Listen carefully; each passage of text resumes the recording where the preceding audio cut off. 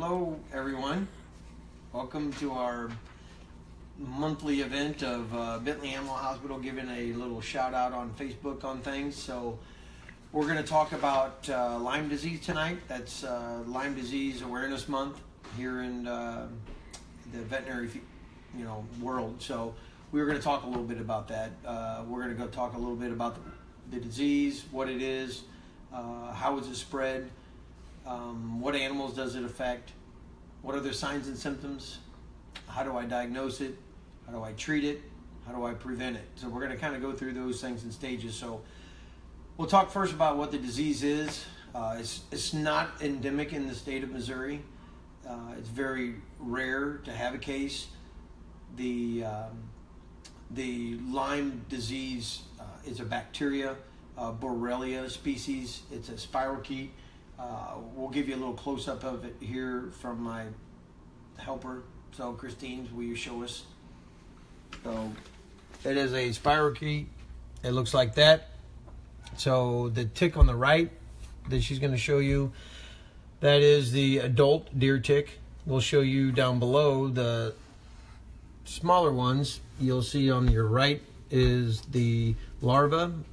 It hatches, feeds on a mouse, white-footed mouse, a bird, some small mammal, engorges, falls off, can go for a year, and then it becomes a nymph, which is the one on the left there. That is the one that actually has the spirochete in there, the Borrelia. It actually gets it from the bird or the small mammal that the larva had sucked on. So the adult is there after that, but you get the disease actually from the nymph feeding on you or the animal. We all know that Lyme disease in a person. We're going to show you a picture of what it looks like.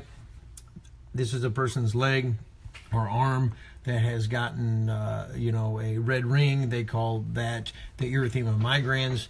Thank you very much, Christine. So that'll be it on our pictures.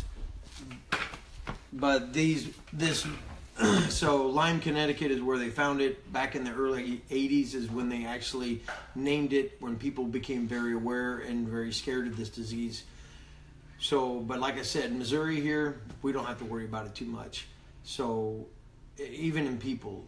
So, there's no really good test for this disease. But, so we'll kind of go back over, I'll go through the stages again. I don't want to kind of get too far ahead of myself, but so it's spread by the Ixodes tick, which is the deer tick. It is spread by the nymph stage, and it is it takes up to 48 to 50 hours sitting on a human or a animal to actually pass the bacteria. The bacteria is in the gut. It is passed by sitting on you, feeding. It regurgitates a seal and an anticoagulant to let the blood flow well. That's where the bacteria comes from, the gut of the nymph. When it regurgitates that seal and that like almost like a heparin, a blood thinner, to allow the blood to come really good into the tick's body. So when it does that, then the bacteria gets squirted on your body. Guess what? It gets into your body that way. It migrates in, drills in. And that's exactly what it does with a pet. So the most important thing you heard right there is also a prevention, is check yourself, and your pets, because it takes 48, 50 hours for them to even get the disease, to have the tick has to be on them that long. So signalment. So let's talk about what animals does it affect. So dogs, we know that it affects dogs. Like I said, again, it's not here in Missouri that much. They do make vaccines for this stuff, and I'll talk about that in prevention. Cats don't usually have any signs and symptoms. Horses and cattle, same thing. So dogs are about the only ones that we really even see signalment or causes. So, and the signs and symptoms of that would be, so my dog gets it, it can take anywhere from 2 to 5 months to even develop clinical signs.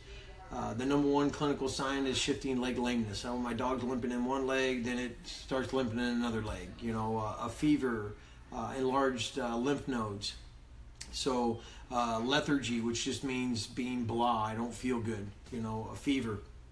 So those are the clinical signs. and you know, to test for these things. So it's very difficult in even diagnosing this disease, because the tests they have are not very accurate. Some of the tests we do, if they're vaccinated and if they had the disease, they both show positive anyway.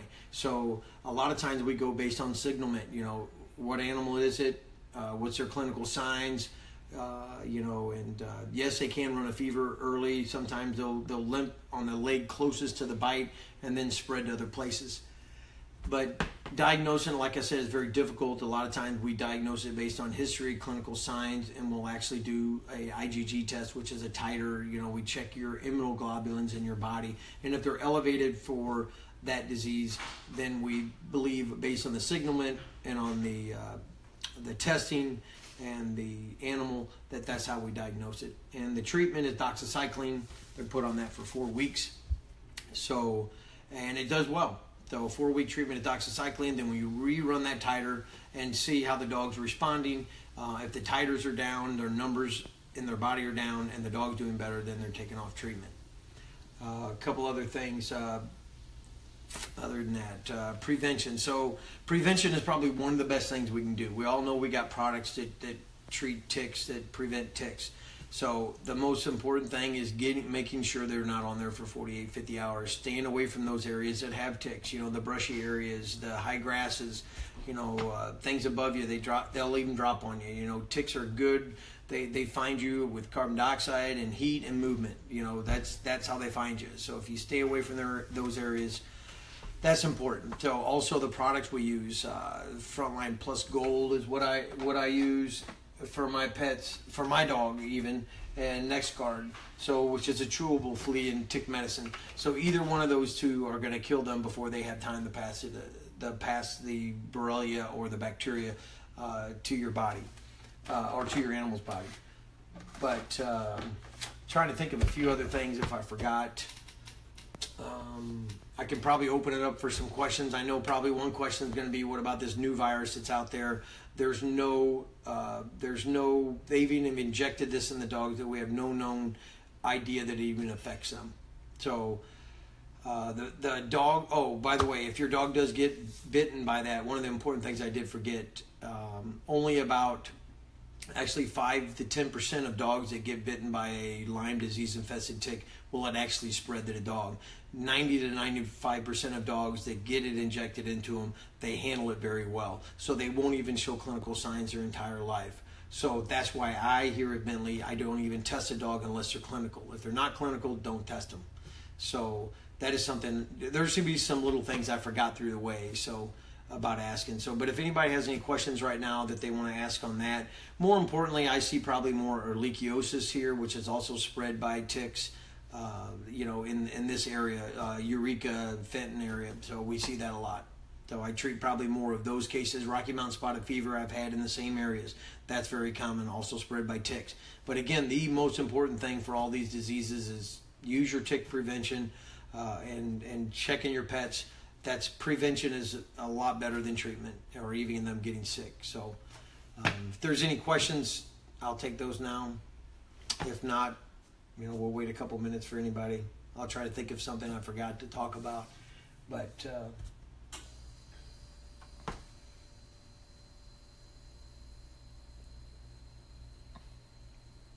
okay, I'll see you next time. We'll in about a month we'll do another one. So if there's anything in particular you guys would like to hear about, maybe give us a shout out on the Facebook, share with people. But if there's other things you want to talk about, let us know. Don Graffman asks, when you find a tick on the dog and you pull off, do you need to be concerned if they have Frontline on but the tick leaves a bite mark? No. So if you do find a tick, just like in people, try to grab the head, make sure the head's completely removed. Once it's been removed, you can clean it. You know, if you want to clean it with a little alcohol, you probably don't have to do anything because we all have our own immune system. It can take care of it. Watch for any swelling or redness. You know, if it gets infected at the site, it's going to, you know, you're going to see pus. It's going to get big. If you don't see that, then just leave it be. The best thing is just leave it alone. Get it off, leave it alone. Now, if you have a product and you find a dried one, you know, a lot of times with these products that we use, we'll find ticks on our dog, but they'll be dried up and dead. Guess what? They're going to fall off on their own. If you want to take them off, that's fine. They're already dead. So, but if you find a live one, pull it off just like a person. Grab it down by the head and pull it off. Try not to grab the body where that squirts stuff back into your patient, or yourself. So, good question, Don. So, you guys have a good night. I'll see you soon.